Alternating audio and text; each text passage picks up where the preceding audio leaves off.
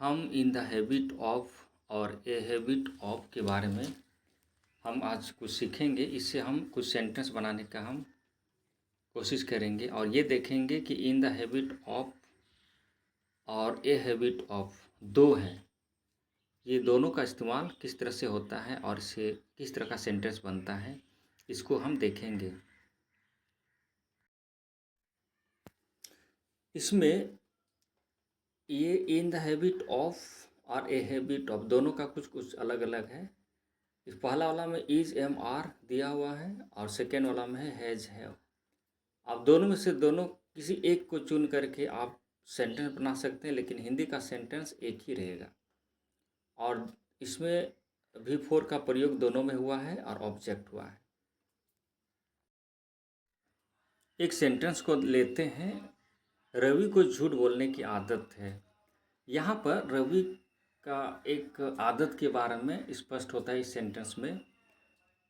तो इस तरह का सेंटेंस जो है, ये दो स्ट्रक्चर जो हमारे पास है इसी स्ट्रक्चर पर बनेगा।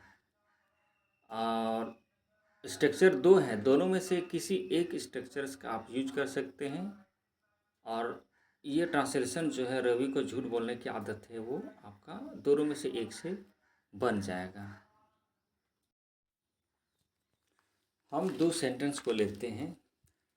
पहला है Ravi has a habit of telling a lie और दूसरा है Ravi is in the habit of telling a lie. ये दोनों सेंटेंस का इंग्लिश सेंटेंस जो है, दोनों का एक ही मीनिंग है कि रवि को झूठ बोलने की आदत है। तो दोनों में से दोनों सेंटेंस सही है। या तो आप रवि को झूठ बोलने की आदत है पहला सेंटेंस से आप बना सकते हैं, जैसे हमने बनाया है Ravi has a habit of telling a lie, या दूसरा सेंटेंस से आप बना सकते हैं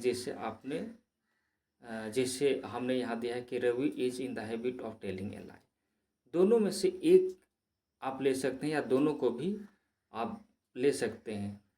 दोनों सेंटेंस बोलते समय लिखते समय दोनों में से एक का आप इस्तेमाल कर सकते हैं। दोनों का अलग अलग स्ट्रक्चर्स है, लेकिन हिंदी में उसका मीनिंग एक ही है। और सिर्फ इसमें स्ट्रक्चर्स आपको ध्यान देना है। स्ट्रक्चर पर सारा चीज़ जो स्ट्रक्चर के आधार पर सारा वर्ड्स को बैठा देना है और इस तरह से आपका मीनिंग निकल जाएगा। दो स्ट्रक्चर से ऑप्शन है, या तो पहला स्ट्रक्चर से या तो दूसरा स्ट्रक्चर से आप बना सकते हैं सेंटेंस को। और जैसे कि और एक सेंटेंस हम लेते हैं, जैसे मुझको सुबह सुबह टहलने की आदत है। तो इसका जो ट्रांसलेशन होगा दोनों में से दोनों से होगा। जैसे पहला है I am in the habit of going for a walk in the morning, और दूसरा ट्रांसलेशन जो हमने दिया है वो है I have a habit of going for a walk in the morning.